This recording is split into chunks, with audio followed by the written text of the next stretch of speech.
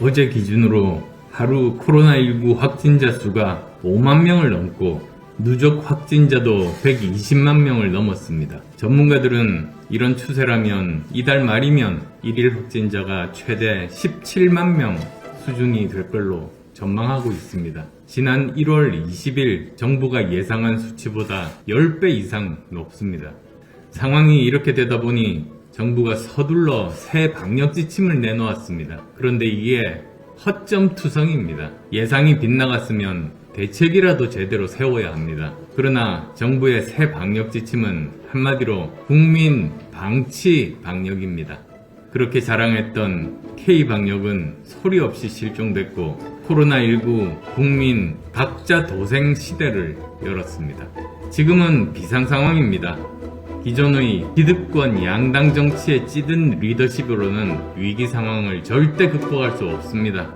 코로나19 발생 초기 마스크 대란, 백신 대란에 이어서 이제 자가키트 대란이 일어나고 있습니다. 저는 지금의 행정부처럼 비상계획 없는 행정부는 처음 봅니다. 지금은 내가 지지하는 정당의 후보가 너무나 마음에 들지 않지만 상대당 후보가 되는 것을 막으려고 싫어하면서 찍으려고 하는 유권자들의 생각을 과감하게 바꾸어야 할 때입니다.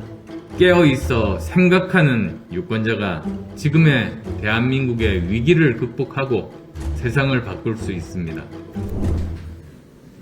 어제 기준으로 하루 코로나19 확진자 수가 5만 명을 넘고 누적 확진자도 120만 명을 넘었습니다. 전문가들은 이런 추세라면 이달 말이면 일일 확진자가 최대 17만 명 수준이 될 걸로 전망하고 있습니다. 설 연휴 때 확산세를 통제하지 못하면 2월 말에는 하루 10,000에서 15,000명 수준의 확진자가 나올 거라는 지난 1월 20일 정부가 예상한 수치보다 10배 이상 높습니다. 심상치 않은 일입니다. 상황이 이렇게 되다 보니 정부가 서둘러 새 방역 지침을 내놓았습니다. 그런데 이게 허점투성입니다. 예상이 빗나갔으면 대책이라도 제대로 세워야 합니다. 그러나 정부의 새 방역 지침은 한마디로 국민 방치 방역입니다. 오미크론 변이가 스스로 잦아들기를 기다리며 국민을 방치하지 않은 것이기 때문입니다.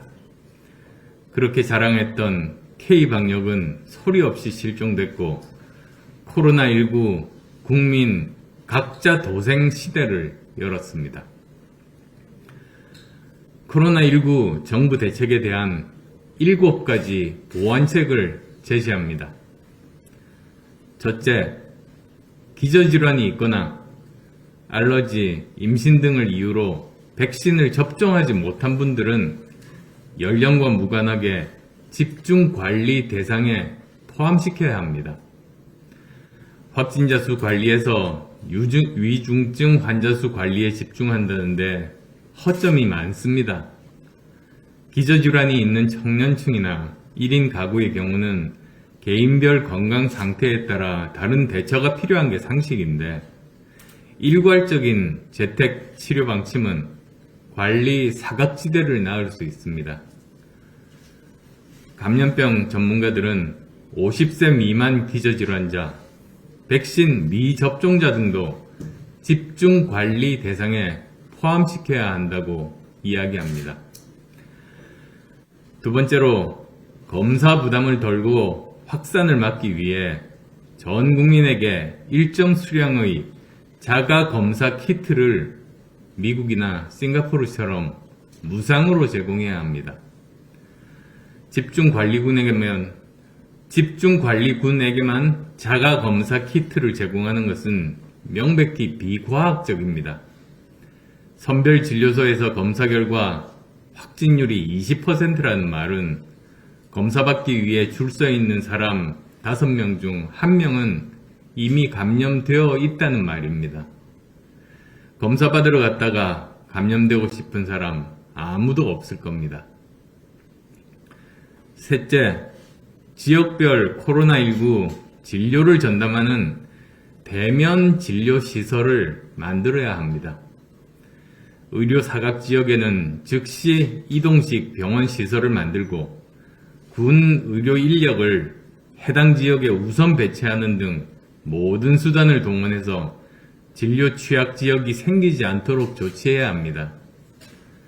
현재 코로나19 치료 참여 의사를 밝힌 동네 병의원이 2369개소인데 이것만으로는 전국의 전체 환자를 관리하기에는 한계가 있습니다.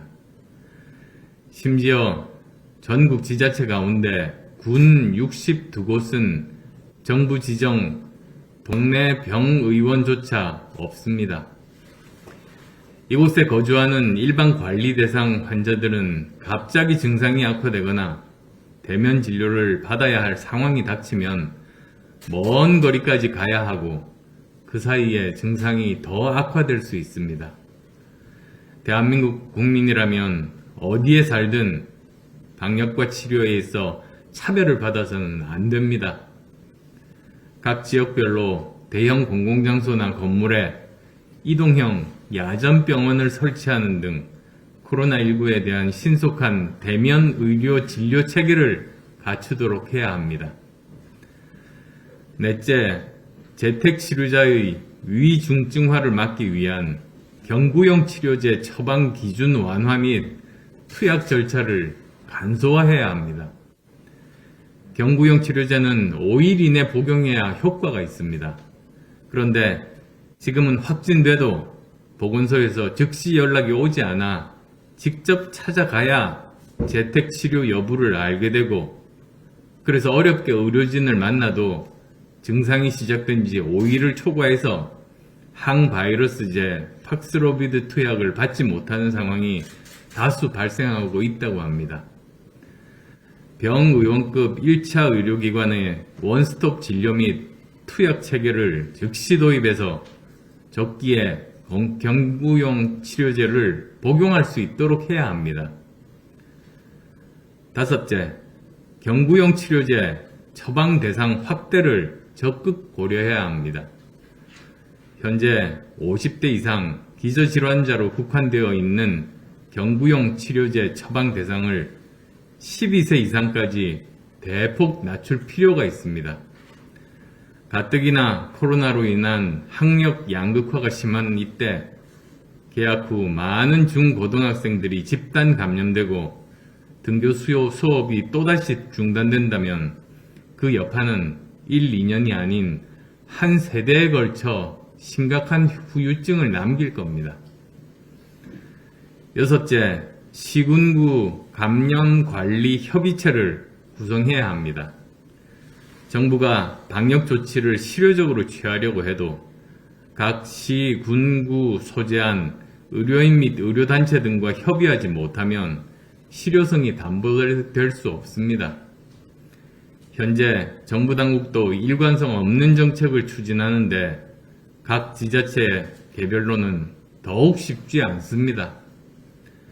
시, 군, 구 감염관리협의체는 지자체의 장이 협의체의 장이 되어 지역 내 소재한 보건소장, 의사회 회장, 병원협회 회장, 간호협회 회장 등을 소집해서 구성하고 이들 전문가들의 직접 자문을 통해 방역 대책을 실효적으로 운용하자는 것입니다. 미국의 경우에 지역별로 이러한 협의체를 이미 운용하고 있으며 질병통제예방센터는 중앙에서 각 지역을 지원하고 자문하는 체계인데 우리도 이러한 체계를 적극적으로 검토할 필요가 있습니다. 마지막 7째로 특단의 재난지원 및 금융대책을 세워야 합니다. 오미크론 변이의 기세는 언제 사그라들지는 현재로는 예측하기 어렵습니다.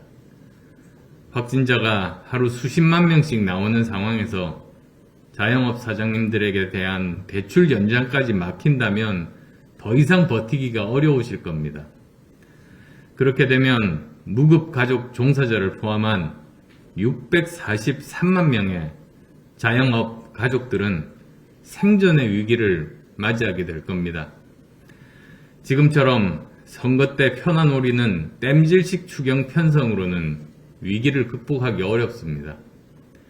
감염병 확산 때마다 추경을 하면서 국가 예산 관리를 누더기처럼 만들지 말고 제가 제안했던 코로나19 특별회계를 설치해 체계적이고 제도적인 재난지원 대응 체계를 갖추어야 합니다. 지금까지 말씀드린 7가지 보완책을 포함해야 좀 더 확실하게 국민들의 생명과 안전을 보호할 수 있을 겁니다. 지금은 비상상황입니다. 기존의 기득권 양당 정치에 찌든 리더십으로는 위기 상황을 절대 극복할 수 없습니다. 대통령이 꼭 의사나 과학자일 필요는 없지만 과학적 방역에 필요한 기본 지식을 가지고 탁상 행정의 결과물로 올라온 보고서를 가려낼 수 있는 소양과 지식이 있어야 합니다. 그렇지 못한 대통령은 결국 국민을 불행에 빠지게 만들 뿐입니다. 한 나라가 재난 상황에 대비하는 기본 원칙은 철저한 유비무환의 자세입니다. 국가 단위에서는 상황이 발생하고 일이 터질 때마다 허겁지겁 대응하지 말고 미리미리 예측하고 최악의 상황까지 감안한 비상계획을 가지고 대비할 수 있어야 하는 것이 상식이고 정상입니다. 그런데 어찌된 영문인지 이 정부는 그렇게 하지 못했습니다.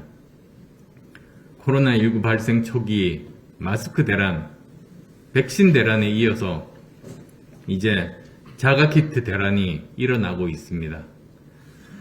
저는 지금의 행정부처럼 비상계획 없는 행정부는 처음 봅니다. 팬데믹이라는 비상한 국면에는 전문적 지식과 리더십이 요구됩니다. 노무현 대통령 때 사스, 이명박 대통령 때 신종플루, 박근혜 대통령 때 메르스, 문재인 대통령 때 코로나19가 발생한 것처럼 이번에 당선된 대통령 때도 또 다른 새로운 팬데믹이 발생할 우려가 매우 높습니다.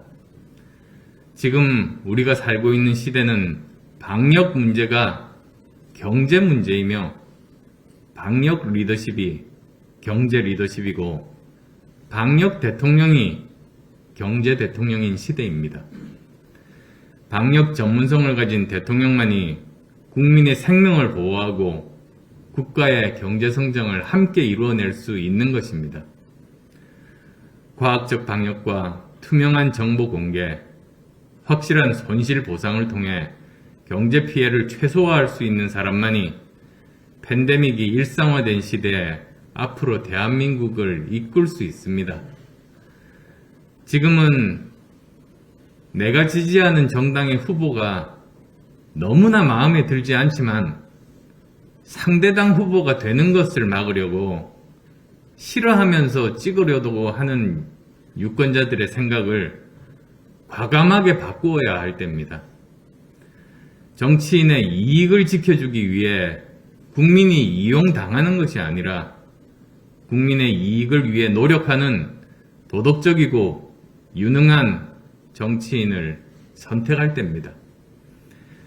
깨어있어 생각하는 유권자가 지금의 대한민국의 위기를 극복하고 세상을 바꿀 수 있습니다.